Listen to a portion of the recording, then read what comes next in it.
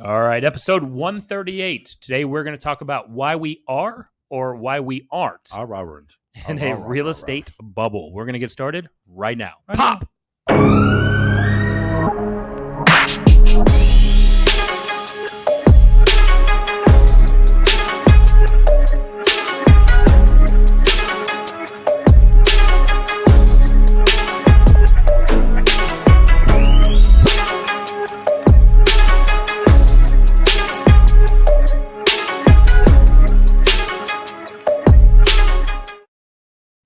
All right, episode 138, we're going to talk about why we are or why we aren't in a real estate bubble. Right. And today we as we get started. Yep. Firstly, Lastly, we want to thank our sponsors. We want to thank Armadillo, not your father's home warranty company, right? Yeah, not regular armadillos. We would like to thank them too. I'm going to Google what sound armadillos make, and every time that you say that, I'm just going to have an armadillo chime You know in. what sound armadillos make? Crunch. definitely crunch. Armadillo.1/tour, TORE. Like if you are needing a look, it's the modern day for home warranties. Stare at it. Right? They've got an easy to recontract plan. You can use your own contractors instead of using the crappy ones that all the other home warranty companies send out. That actually is true. I know we're in a spot right now, but most home warranty companies try to do stuff on the cheap, and Armadillo is really good about providing quality vendors for sure. Absolutely. So go to armadillo.1/tour, as well as visit homewarddfw.com. That is the property management company of the Dallas-Fort Worth, right? So Dallas-Fort Worth. if you are a landlord, you're looking to buy your first one. I know I think Nate's sending one over. We've got a first-time landlord buying out in Paris. Oh, yeah. Let's go, Nate Dogg. Yep. I've heard of Paris. Yeah, I have. Yeah, I've heard thanks. of it. Homewarddfw.com. Yeah. Thought somebody would back me up there. No, I just want to see where you're going. Hang out there all by yourself. Yeah, absolutely. Look, you lit that boat on fire. Sorry You stay about on that. that. You're Right. So if you listened to episode 137 last week. MortgageMike.com. Yes.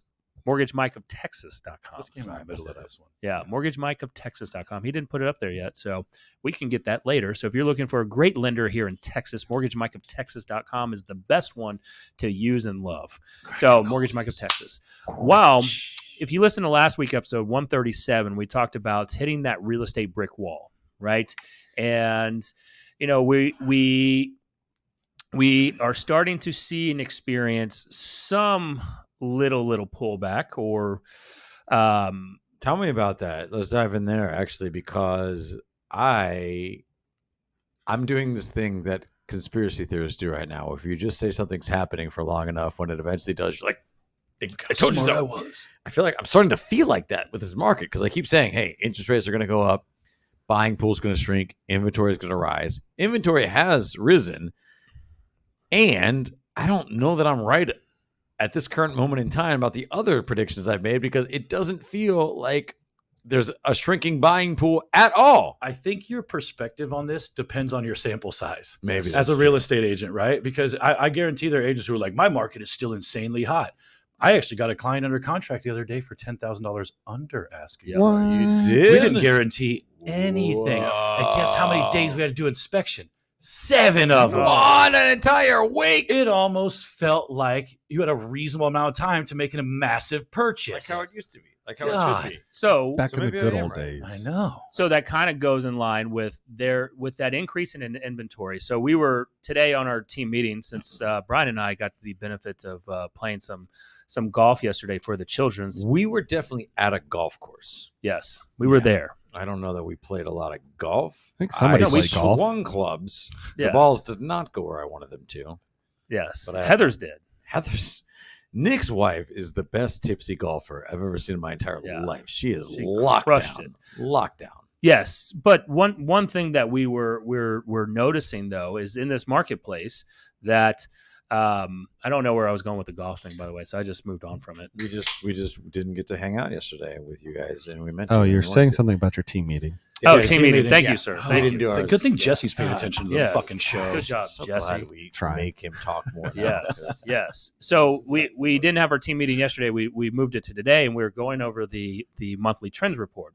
And what I love about our MLS is that it actually tracks the number of listings, or number of showings per listing, and number of showings per pending. Yes. Right. Right. That, I guess.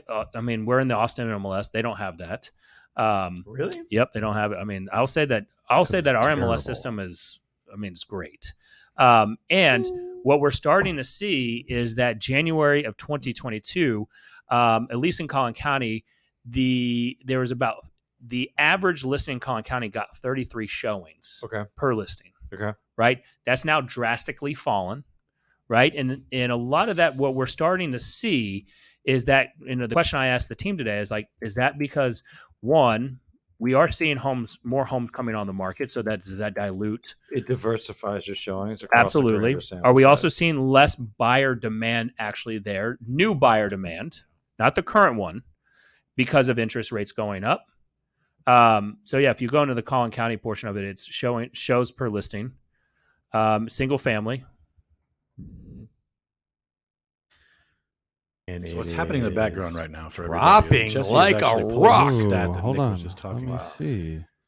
They know. And It's dropping like a Houston either. Yours is great with an asterisk. Oh, not gonna be able to it's do that. not actually Yeah, so great.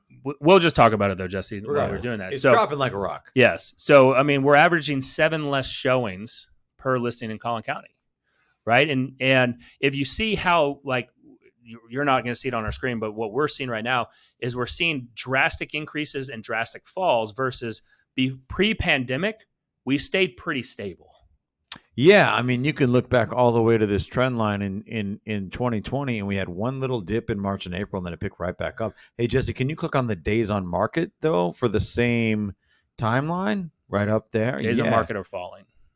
They're falling, but staying kind of. They're going down a little bit. They're not falling that much. Here's the thing: you can't go to zero. Because you could think Right. if you fall on days on market, then you don't need as many showings per listing. But if they're not really falling like they're relatively stable. They're falling a little bit. And look at over how long. And this is, and I know this is riveting television, folks, but like the reality is, like, what we're talking about is since the beginning of 2021, showings have been days on market have been pretty consistently hanging out somewhere between 7 and 11. It looks like, right? Yes. Yeah. Consistently across the board for about what would now be the equivalent of 16, 17 months, right? Like, I don't think we are in a bubble.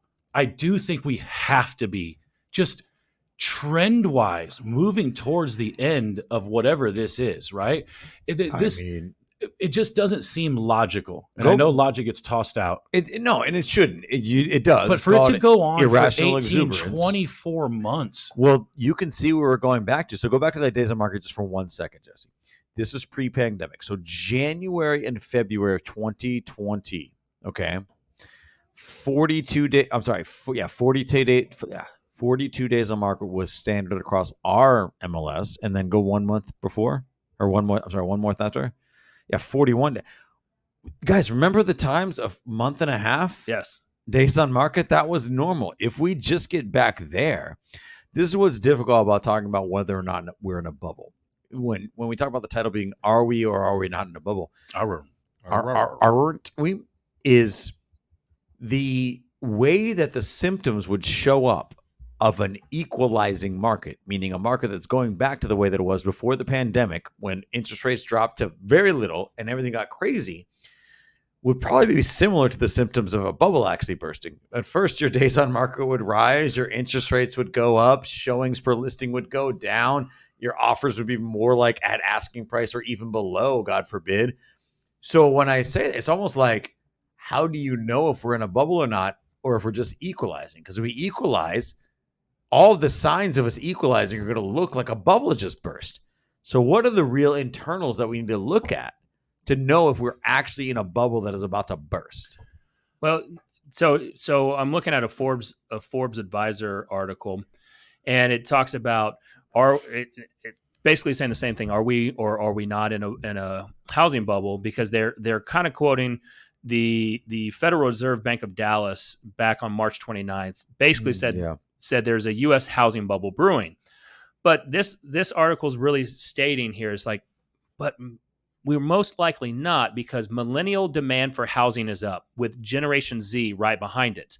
And it talks about the number of potential home buyers is plentiful, with Americans who are either millennial age or younger, Okay. making up half of the U.S. population, which is about 166 million as of July 2019. So that was that from that census report. It talks about this is significant because first-time home buyers represent the largest share, which is about 31% of people purchasing homes, according to data from the National Association of Realtors. And most first-time home buyers are younger than 40, which means the buyer pool is deep. And that is a good indication that demand will remain strong, especially since housing inventory is at historic lows. Okay, so as you guys are talking about this a little bit, just can you pull up in the background, how big is Gen Z compared to the baby boomers? I want to see what percentage we have of like a buyer pool coming. It's interesting how unique this is market to market, even inside DFW. And here's one of the things that I think is really great about our show and the fact that we're located where we are. DFW is a whole bunch of different little markets. I think you could probably find, outside of the extreme New York and LA markets where they just have these absurd prices, I think you could find most American markets somewhere in the Dallas-Fort Worth market, right? Like your equivalent of it is what I mean, right? And while I'm sitting here telling this story about getting a buyer under contract for $10,000 less, I had a buyer the other day who I called and talked to an agent about what their offer prices were. House was listed in the high 500s, and I had known in this market that it was going to be well over that because we'd already got our asses kicked on like 10 other offers. Yeah. And so I called the agent and I said, "Hey, just curious, do you still have offers that start with a 7?" And she was like, "Yeah." So we also still have markets where stuff listed in the high 5s is going for the low 7s too. Yes. So it's insanity. So I also get why it's confusing for the consumer and even real estate agents when they're just trying to, if they don't have tools like we have in our MLS and they're not staying informed, I can see how it's really difficult to figure out exactly what's going on, or because it can present both ways, or they're not diving deep to the submarket. So during the Great Recession, I'd bought a house in Richardson Heights, right? The neighborhood of Richardson Heights in Richardson, Texas. And while areas around us during the recession was losing value, Richardson Heights actually increased by 10% in valuation during that time, right? So that demand for that neighborhood was strong. There was times that we saw multiple offers on houses there. There was times that they were selling before they even went, on the market officially.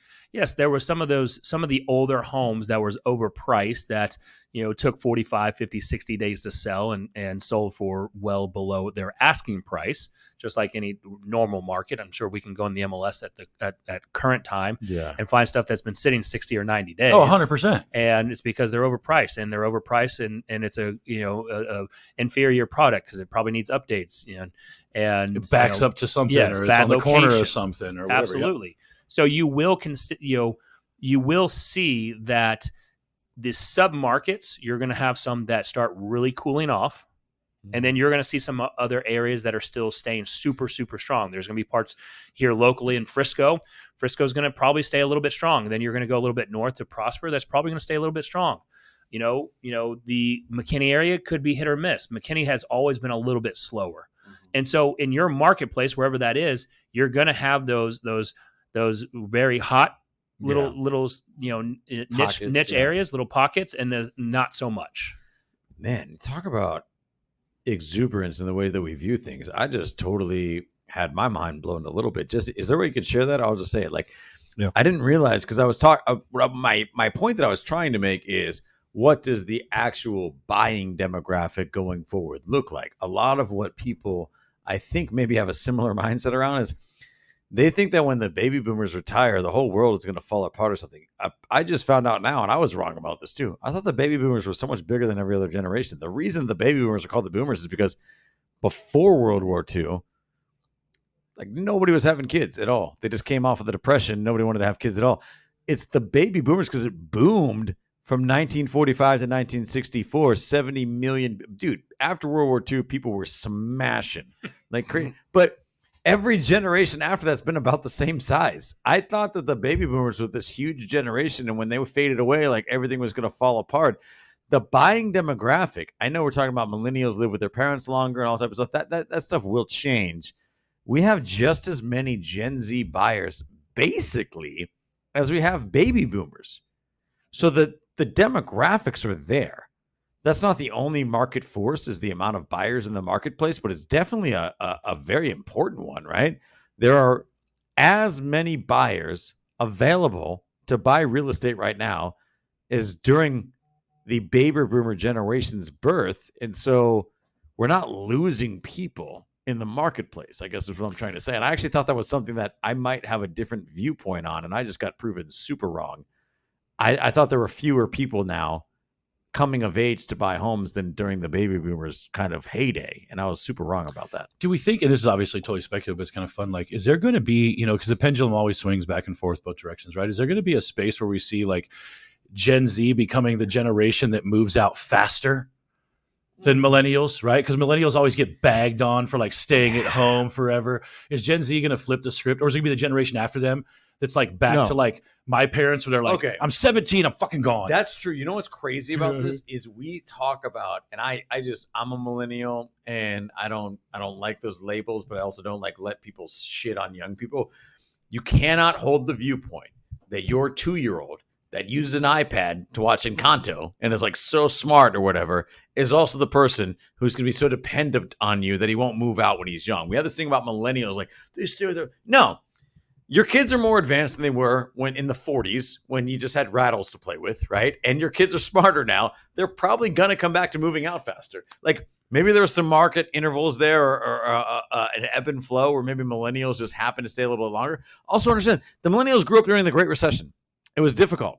Like it was tougher, right? The same way that people that grew up during the Great Depression. That's why the baby boomers exist, is because people weren't having kids during the Great Depression. So if you think that because of... Then why did every girl in my high school get pregnant? That's what I'm saying, though. It's a falsity. We think that millennials stay longer. They're too dependent on their parents. All that. That's actually not true at all. Gen Z is trying to get out of the house real quick. I'm telling you, dude. They will.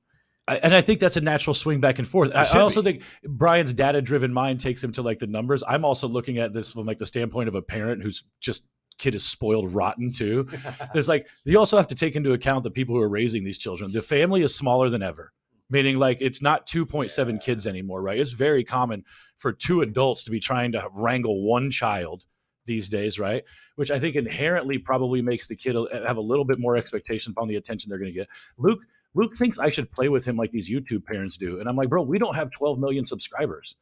Right? Not like, yet. Yeah, exactly. Like I'm not getting paid. So what is it? It went from 2.5 kids to 1.93. Mm-hmm. Like it obviously we in what time period?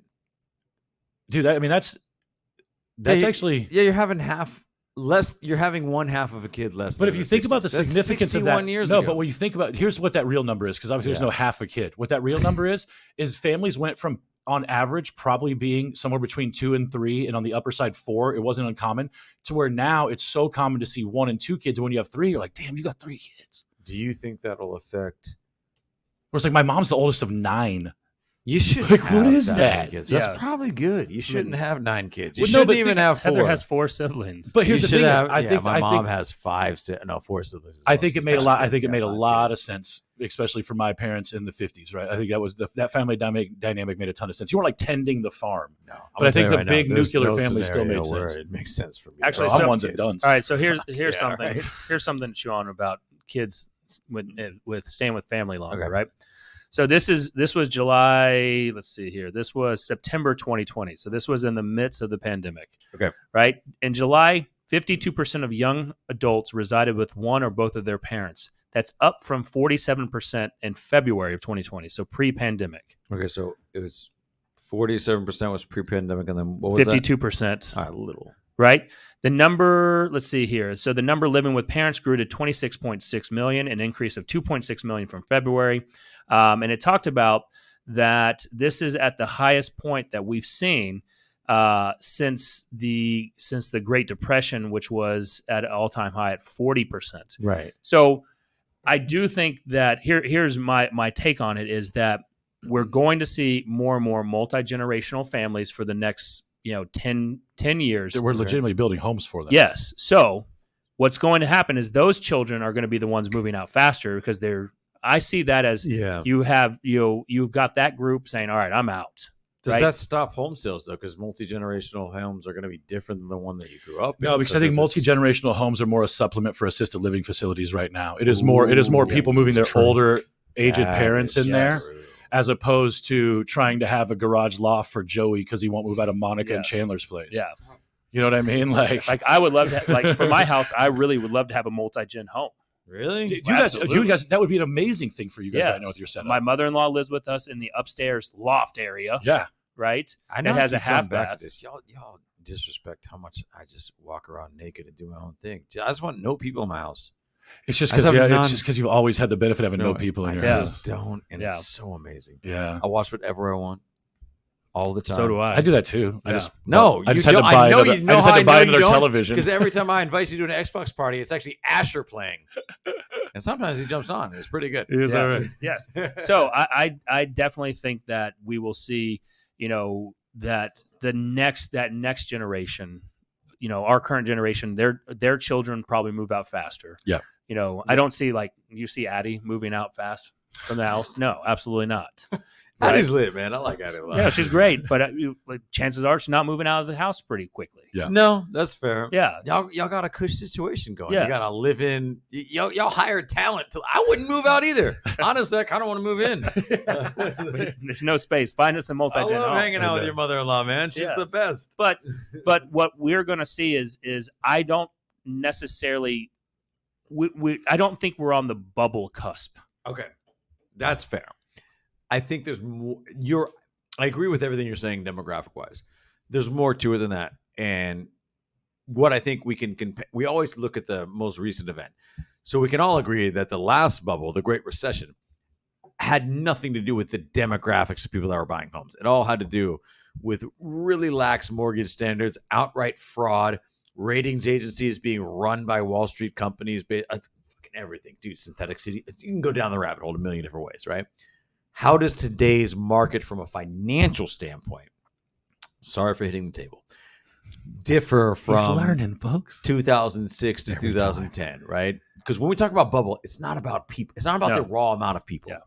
Or a raw amount of people does not a healthy market make, right? It is the market internals, and that usually has to do with finance. Well, look, So, what created the bubble the first time was that anybody with a pulse could get a loan, right? And so you were seeing what you were seeing at that there time. was something called the Glass-Steagall Act. Let's go way back. No, I don't want to spend That's 6 hours. No. But during that was time, Snooze Fest. 04, 05, and really I saw it in 2006 a lot. I mean, you could go and you would see advertisements. You would see advertisements if you had a 700 plus credit score, you could go get a loan. You could loan out your credit score and get paid. There was an episode of Arrested Development, which, by the way, you got to watch. It's so good. I know I'm late to the party, but it's good.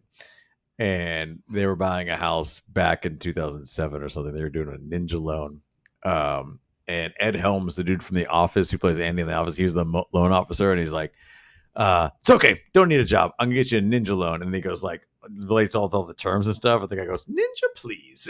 And it made me laugh so hard. But that was like, it wasn't even a joke. That was when ninja loans were going on. By the way, And so, ninja is no income, no job, no assets. Yeah, no income, no job, no assets. And they were doing a bit that eventually became a bit because it got funnier when the whole market crashed. But back then they're doing a bit about saying ninja, please, but really it's a bit about terrible like financial practices. Yeah. So it was the I want Jesse to share this actual article because you keep going, but I want to hit some bullet points on this thing. Yeah. So this was the from 2005, 2006 is that inflated marketplace. You were seeing people that would go buy, basically straw buyers that would go buy a house. So I would go buy a house for $300.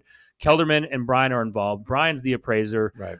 Kelderman's the end buyer. I would sell it to Kelderman for $450,000. Brian would appraise it. Kelderman's not going to make the payments, by the way. And Kelderman had zero job, but he had great credit. Right. So we're like, hey, we got a great plan for you to make some money. You want to make some money, Kelderman? You're like, hell yeah. So he said it in that voice. in that exact voice. Exactly. So we're like, hey, go talk to Jesse, the loan officer. So you have all these parties involved now. Jesse, the loan officer. Jesse's going to approve you for $450,000. We're going to go put a new construction home under contract. Brian's going to appraise it, and you have no intention of buying it. So I'm actually the one contracting for the new construction. I'm going to buy it for $300. I'm going to sell it to you for $450. We have a $150,000 spread. Right. And then when everyone walks away, no one makes the payments. The lender's the one who's holding the bag. 100%. We all split the proceeds. Jeez. Right? That's where the inflated values came. Well, okay, so to that point, because I think you're right, Can you really quickly just Google this? Because what I think we get into this mindset where when sales prices go up really fast, there's a bubble, and I don't. It's obviously can't be true on the surface. There's a lot more to it than. Can you do home price increase from 2000 to 2006? Right, because just because people could get mortgages doesn't mean that sales prices went up like crazy. Okay, I might just be super wrong here. All right, what is that on an annualized basis from 2000 to 2006? Because you said 54% in those 6 years. Is that 10% a year? Yeah, 54%. It's 10% a year. It's more than normal, right? The national average since the 60s is 5%, but it's not the 25% that we've been seeing. And so that doesn't mean that 25% increases are good. But but it says it in here. If you look at this, the bubble really started not from 2000. It started in 2004 to 2006. So there's that 2 year run up. Was really big. Okay. That caused that really big bubble there. And then it also, what I like on this article here, it says national housing prices, we lost that 54% in 2012. So it wiped out that entire 6 years of gain. It did. In one year. Well, okay. So, but let's take this in context. Maybe we are, let's just say, we aren't in a bubble, right? This is a great just case in point about long-term thinking. All the bubble from the Great Recession did was wipe out 6 years of gains. But it didn't go negative, meaning if I bought a house in 2000 and I sold in 2006, I'm not negative. If I gained 54% and lost it, I know that's generalization. But what I'm saying is that. But if you bought in 2007, then you did. Yes, of course. And if I bought in 2007, why was I selling in 2008? So what was the difference between 2007 job relocation, divorce? Yeah, okay, dude. Yes, 100%. There's a million different reasons. And you can't cater to everybody. We got to talk about national averages. National average is about 7 years. Yes. So if I bought in 2007, on average, I wouldn't sell 2014. Did I lose anything? Probably not. No. Probably not. No, and it talked about, just if you go back to that article, it talked about we've actually gained, the run up from 2000. I think we officially ended the Great Recession in 2012. I think it was 11. We beat it. 11 or 12. Since then, real home prices have recovered to an index value of 138. So it's about equal to inflation in adjusted terms. Well, they were in 2004, so you got it all back. Yes. So if I lived there for the average amount of time that a person lives there, then I ended up net even. But that should be so those. It's not a good thing. I'm just saying it's not a bad thing. And our team meeting today, what we were talking about is, it's a couple things. Is if we're facing high interest rate objections now, which we're going to start facing. Like, I'm sorry, everyone, we talked about it last week, I think, and if this starts becoming repetitive, then it's going to be, because you're going to hear it a lot, that, yes, historically rates are still low. That's still a bullshit answer. Because nobody cares. They the care about Generation lower, Z, Generation Z only knows low rates. They don't care about mom and dad. Mom and dad, like you said, walked uphill both ways to school, right? So, one of the ideas is, hey, if we are going to enter in a recession, right? So there's some surveys out there, some studies showing that they're about 40% sure we're going to enter a recession in the next 2 years. So if that were to happen. Such a bullshit stat. 40. I know. I was trying to think of a funny way to say that. 40% sure something's going to happen in 24 months. Just imagine if somebody said that to you, how much you would give a shit about the probability of that. But when it comes to recession, I get it. You're right. But look, you know what else? You know what else that means? There's a 60% chance that something else happens in 37 months. I never want to be the guy who gets left, holding the bag on saying we're not going into recession. I do actually think recession are not. I think there's a very good chance, guys. We're going into a recession at some point, whether it's now or a few years from now. Like if you think 20 years from now. Yeah, if you think we're never going to have a recession again, you're bananas. So yes, I'm not doubting that. I can say that with 100% confidence. We're going into a recession. I just don't know exactly when it's going to start. Right. But if you're in the middle of or in the very beginning processes of looking to buy a home, prices are up, inflation's up, interest rates are up. Now you see that potential threat of a recession looming in the next 2 years. And when media starts picking up on that, God, they're the ones that really is really hammering that into people's spending habits. Yeah. The media is the one that induces that fear and starts to have that pullback. Yeah. And if that were to happen, Nick also said these things for years, so he can look back and say he called it. He was also building a fucking bomb shelter in March of 2020. You ask him about that. He's prepared for everything. Eventually, I could be right. But, your conversations with your buyers is that if we go into that recessionary pullback, typically what the Feds like to do is as rates go higher, they pull them back down. Yes. And so you as a home buyer can ride the rest of this appreciation wave up, refinance into that lower rate when the rates start coming back down to start saving your payments. If we're in a bubble, buy now so you can refinance when it bursts and you get that low rate. Get that low rate, Get that low, right? You had that appreciation right so that you can actually do that. 100%. So that's the conversations that we should be having. So you should be buying now, right? If you're a seller and you really need to sell a house, don't wait. Don't continue trying to time it. You need to go ahead and put your home on the market. I will say, I'm sorry, I didn't mean to cut you off. No, But I think this will probably lead to something kind of along the lines of what you're saying. Maybe one of the things that we need to do to provide a service to the public as well. And I know this is going to sound so taboo from a lot of things that we do from a marketing standpoint in the real estate industry, is re-educating home buyers to understanding that single-family residences are not always assets, and that's not a bad thing. What I mean by that is, if you're renting, you are paying for someone else's asset. They have an investment property. It cash flows for them. It's an asset. Makes them money. Makes you nothing. You're sinking money into something that you don't own every single month. So it's never good to do that if you can. If you can avoid it, right? And also understanding that between capital expenditures, mortgage interest, everything you're going to put into the home, single-family homes are a place to make your own. It's where you raise your family. It's where you live. It's your spot. It's your you don't need to make a 60% return when you sell your house. That's not single-family residence should be basically net neutral or slightly positive as far as investments go. And that's still a great case for not renting. You should not rent if you don't have to. You should absolutely buy a home. What I'm saying is we have this idea in the American culture that if I buy a home, I'm just going to be wealthy when I sell it. No, you're just also not going to be paying somebody else's rent for a very long time. And so we talk about buying the bubble's going to burst. You live there for 5 to 7 to even 10 years or whatever. You end up on top. It's better than paying that rent for someone else for a very long time. And so we get these things. We're like, well, prices only go up 5% during recession.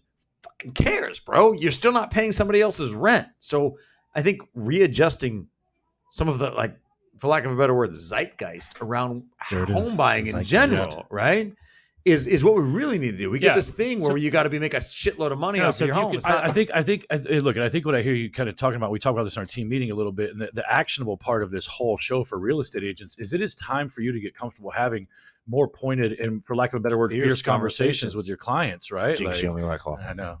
I was going to say, you want me a coat?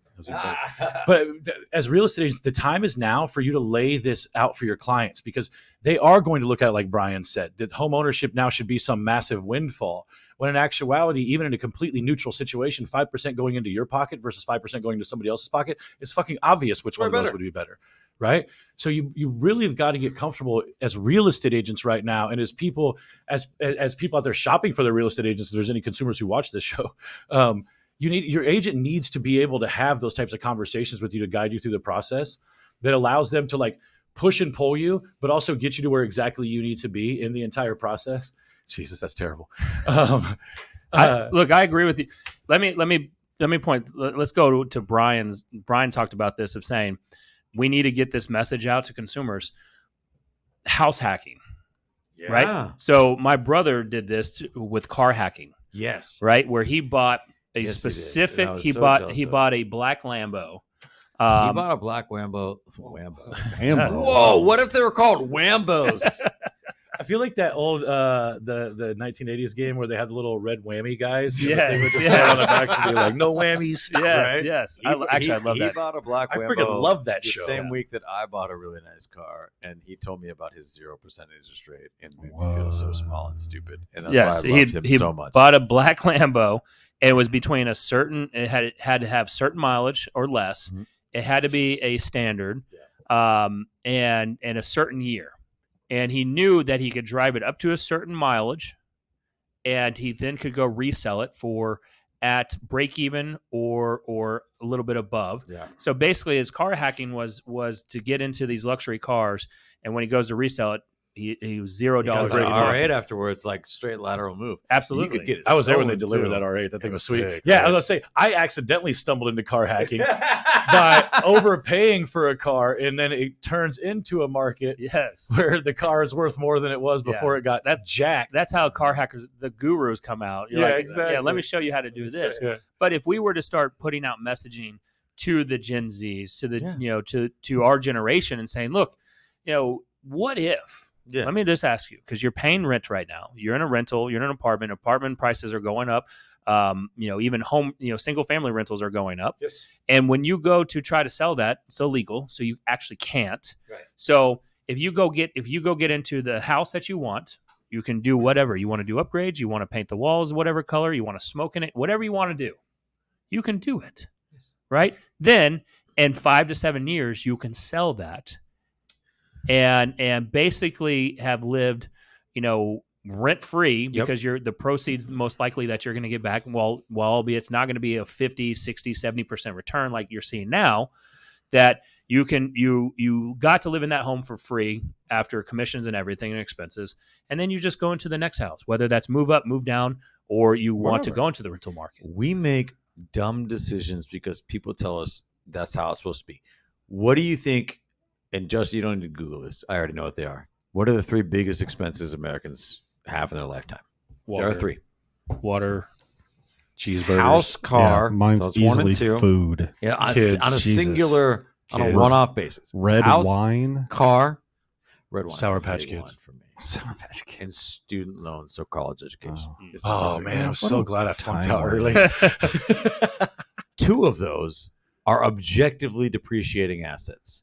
Your Student- college the student education will loans. only be worth as much as it was the day you graduated. And you will probably not pay that off with your income for a very long time. So let's not even get started on the higher education system. We accept the fact that when we buy a car, it's going to be worth less than we sell it than when we bought it. And we're just fine with that. But a house, you have this mindset that it has to be worth 50% more than when we bought it for us to make sense. Or like, oh, I'll just keep renting. Then you're doing that same thing for somebody else. You're enriching themselves and their pockets because you're not happy to break even. I'm not saying you should break even. I'm saying worst case scenario, if you sell something for the same price that you bought it and you got to live in it for 7 years, that's a good deal. It's a great deal. So when we talk about bubbles bursting, all this type of stuff, we just have these weird expectations about how things should go. But then in other assets, we're like, it's fine if I buy a Jeep for 40 grand and sell it for 15 3 years later. Yeah. Whatever. That's just how the car market is. What the fuck are we doing? Yeah. Why do we have this weird mindset around automobiles, which are also very expensive? But we don't think about this way about houses. Stop paying rent. Buy something. If the market collapses, you're going to live there for an entire economic cycle. You will sell it for at least as much as you bought it, and you'll be better off financially. 100%. Yeah. I mean, and then if you want to get into the real estate investment game, that's a whole different conversation, right? Right. You should also do that 100%. Yeah, but that's a whole different conversation. A lot of times we up until this run up, the conversation we would have with homeowners that talked about turning their primary residence into a rental. I said, look, you didn't buy it as an investment, right? Because you probably paid way too much in terms of from Sure. an investment standard, Sure. right? It's probably You way didn't too pay nice of a house. 70% ARV now. Yeah, Yeah. probably way too nice of a house in terms of the upgrades that were done on it. So Right. if that tenant were to tear it up, then you're looking at an expensive make ready that's Yeah. going to eat into all your profits. Chances are, where you bought it and the down payment you put down, then you're not at least a 1-to-1 sales price to rent ratio. Meaning, if you bought it for $100,000, it needs rent for minimum $1,000. 1%. I'd love to get 1.5 rent ratio. This particular local market is tough to do that right now. Yeah. So it's having those conversations with it and saying, look, we can show you the investment path. So we can show you that investment path, but on your primary, let's look at it making sure that this is the home that you want to build your family or raise your Warren family. Buffett's. Wow. What are we doing? Who's Warren Buffett? I will tell you, I didn't call him on it earlier, but Nick did say processes. I think Warren Buffett drives a Buick. I was and waiting eats for someone to say McDonald's. Yeah, and I didn't want to Why call him not? on it. Everyone wants to do it to me, but I'm too nice to do it to everybody else. Remember that. I'm e-breaking the shit out of you. Remember that. Yeah, processes. Warren Buffett's number one advice. Does anybody know what it is? Eat McDonald's. Eat McDonald's sausage biscuits every day. No, don't lose money. Genius. Don't. I know. That's like So the simple. 40% of the time I'm right every time. And we get this mindset that we got to. I just realized I'm wearing the same shirt that I was wearing last week. On the podcast. we get this idea that we got to make money on our, like, we got to make tons of money by buying a home. Don't lose money. If you're paying rent to somebody else every month, you're losing money. It's kind of like something similar. I've heard Jerry Baron Jones. Wuffett. Baron Wuffett. I've heard Jerry Jones quoted as "Don't let your money get mad." It's the same thing, right? Yes. Like just mitigate losses Yes. over time, and you're probably going to be all right. It's so much easier to make money when you're not losing it. Yeah, It's so much easier. Man, I should try can't that. tell you how much it's easier. You should try that. I should try it. I think Jesse, we're what moving is right our what's our question of the Don't day give me that today? cartoon one. I don't like that. Come on. No, I mean, I'm it's not that I answering don't that like cartoon that. one I on just the need air. a lot more. I enjoyed number 13. Okay. Every time you entered a room, you had entrance music. Okay, so what this would be like, what would your ring walk song be? Yeah, well, no, I actually thought about it. It was more so Brian did this thing for the team for a long time, and we've went away from it. We should probably bring it back where everybody has a song they play when they go under contract, Yes. right? So everybody, because I feel like that's the walking away from an explosion song too. Like it's got to be your pump up song. song. I did Kanye and Jay-Z song. That's right. I had Redman, Let's Get Dirty, Yeah, which is one of my favorite all-time songs in general. I would Staten say Island though represent. that probably wouldn't be my walking into a room song. Okay. That song got me like. That song doesn't make me feel cool. It got me a little hype. Yeah, you know, But like you're walking in the room song, you got to be like, that's the song that you're like adjusting your coat to, Yes. and you're walking in slow motion. Everybody turns to look at you. Like that's the crotch first song. I Right? do like that. This That is was a little bit the different. entrance music song. Yeah, it's the entrance music, bro. You walk into a party, there's a staircase. What would you pick? You for, don't I'm sl- not good at I don't know music names. Like I will Mine tell would you- still be Jay-Z. I already know mine. I think for me, there's parts of certain songs I could pick out, but if I had to have the song start from the beginning, Okay. One of the coolest entrances to a song for me is there was like I don't remember the name of the song. It's off one of Rakim's albums. Sing it's like, it. No, I'm not going to. Feel free to comment It's, please, while do. we're doing this. it's Guess Who's Back by Rakim. It's off his like the 18th letter CD. The beginning of it is just cool, what about all the rappers we were? but they're throwing way in cooler there? lines. Can I tell you, There's some this is Nipsey Hussle. So I'm not. You Dude, guys were such dicks Matt last is night. so married to his opinions on who Yes. the best rappers are that you can draw him offside so easily. easily. I texted him to a whole group last night that Tupac was overrated, and he lost his did. mind. I started bro. naming what movies he was in. Like I was trying to justify his overall I talent. was talking about DMX being a secular talent. I was like talking about the movies he was in. I was like, Cradle to the Grave got robbed at the Oscars. He started like That throwing out little Yachty and Mystical. Just losing I threw Mystical his out. Yeah, mind. I was like, you Yes, guys are it such was dicks. so good. About 3 texts in, I realized we were doing a bit, It and was I was 100% still a bit. hot. No, it was because I was I still said hot. what did I say? I said P Diddy and Mace You were said way Mace. better. I said that Tyga was really good. Yeah, once P Diddy and Mace got thrown out there, although like 19-year-old me did rock with some Mace for a little I love bit. Mace. Oh, he had people that talk one shit really about good Mace. song, dude. I loved his lazy flows. Okay, so what would it? You didn't say. No, what it I would think be.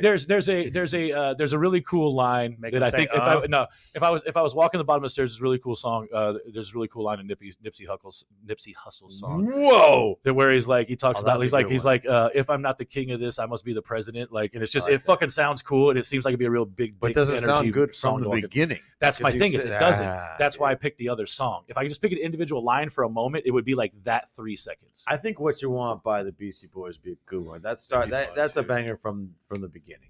Mine, I don't even listen to this artist very much, but I think it'd be a good one. Man, I'm such a Beastie Boys fan. Oof. I do like Beastie Boys. Mine would shit. Now I'm thinking about Beastie Boys. Maybe it's the Mine- beginning of a Rage Against the Mine would Machine either song. be "Shake Your Rump" by Ooh. Beastie Boys, which is one of my favorite songs ever, or it would be "No Church in the Wild" because that. That'd be fun. That's so good, bro. I might just change it. There's about 3 Rage songs that I would. The Yeah. intros to those would make me just want to fly in and ninja kick the If shit you- out of yeah, somebody. if you tell me "Killing in the Name," That's I was gonna exactly start the every song time I I was walk into a room. Maybe we just decide on the same Yeah, one. I will 'cause tell that you, would be phenomenal. I That don't, would be pretty I don't awesome. listen to music the way y'all do. Then I just listen to podcasts because I don't know any of these. I'm like, what? You would know all of I these. know songs. when I hear them, yes, but I don't retain really. Like, I have to go Google their names. It's like, oh, that's that person. So Matty McGuire comes in. Yeah, the beginning of it. So What You Want's pretty good It's too. super good. I mean, that whole song's great. But that's what you got to think. You got to think of the song that's gonna. So I was getting ready to play one to take us out, but then I realized we get copyright and they take this No, whole we're fucking gonna video. get Yeah, super we don't do that. We got copyrighted for our own intro music, which we Yep. paid for. Yeah. I mean, They're I would like, still nope. say like Jesse should ask the question number 13. All right, let's focus on this one really fast. I like If this is the one I think you guys are going to, I'm just telling you, I'm ejecting from it. I'm not even answering I'm that not either. I just answering want to. this. I mean, I'm Brian, not even. I You just don't even want to. had to have sex with one cartoon character. Who would it be? Okay, let me ask you this, Jesse. I'll let you decide on this. Yes. Are you also a cartoon? It's gonna feel real weird It's if gonna I'm a be regular person. Very strange. I think don't know. I need to be a I think you have to cartoon. be a cartoon. Yeah, I think you have to be a cartoon. What cartoons do you like? I don't No, know. you guys just do shit on the show that I'm just going to eject from every time. I It's can only 100% think of one like of them. Family I don't Guy know. or something. All of a sudden, I can't. No, think the of obvious cartoons. answer is Jessica Rabbit. You fucking morons. Oh yeah. Why are you making me find I don't this? like redheads. I don't like. God. I mean, look at the same time, you did fall into it and you answered. Yeah, it. well, you were the because first one Who to Framed answer. Roger Rabbit came out when I was like 9. I don't like. I was confused. Winona Ryder from A Scanner Darkly. Jesus Christ. It's a good movie. Also a very Jesse, good. cue book. up the outro. We got Yeah. Get us out of here. But that is the right answer. By the way, are we in a bubble or not in a bubble? I think we are or aren't. Aren't. Well, aren't, Yeah, aren't, I think aren't, we lived aren't, up to the title. We are or aren't. We're not Either going to way. answer that for you because no matter We're what we gonna be say, here for it. somebody's going to DM us and tell us we're wrong. So, Well, so aren't or aren't? aren't. Aren't. Aren't. MortgageMikeOfTexas.com. HomewardDFW.com. Armadillo.1/tour. We ain't going to get all this up there in time, Jesse. No. Please go to all these places. I feel so out of place. Bye. Hey, thank you for watching. We truly appreciate it. Checking out another episode of the only real estate podcast worth listening to. If you're watching this on YouTube, please go ahead, hit that share button, hit that like button, and hit the subscribe button. Right? We're dropping more stuff on YouTube constantly. If you're on iTunes, leave us a review, please. We're really, really focused on building up those reviews so we can get more searchable content on there. And if you're on Facebook, like everyone else is, go over and search the only real estate group worth being a part of. You're going to want to go join that group. I'm telling you right now, there's so much gold in there. So go join, share us on YouTube, and leave us that iTunes review, please. Go do it right now. We'll see you on the next show.